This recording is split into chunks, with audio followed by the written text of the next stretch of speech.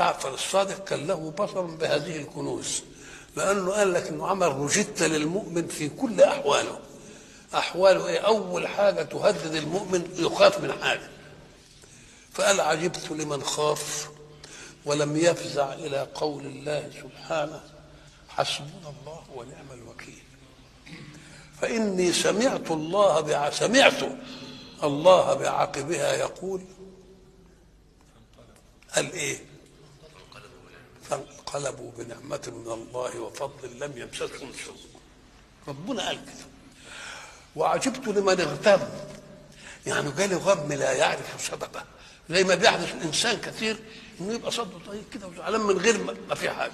وعجبت لمن اغتم ولم يفزع الى قول الله سبحانه لا اله الا انت سبحانك اني كنت من الظالمين. فاني سمعت الله بعقبها يقول فاستجبنا له ونجيناه من الغم، ومش خصوصيه وكذلك ننجي المؤمنين.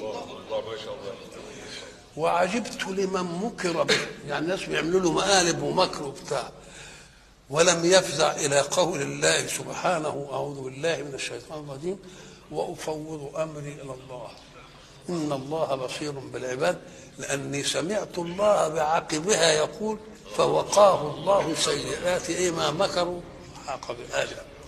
وعجبت لمن طلب الدنيا، عايز يغتني ويبقى كويس كده، قال حتى دي الله كيف لا يفزع الى قول الله ما شاء الله لا قوه الا بالله.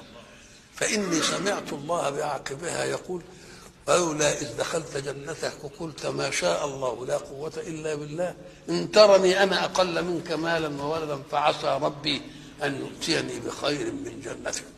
فسيدنا جعفر وضع الروجيتا دي لكل نواحي الحياه، خوف، غم، مكر به، طلب دنيا.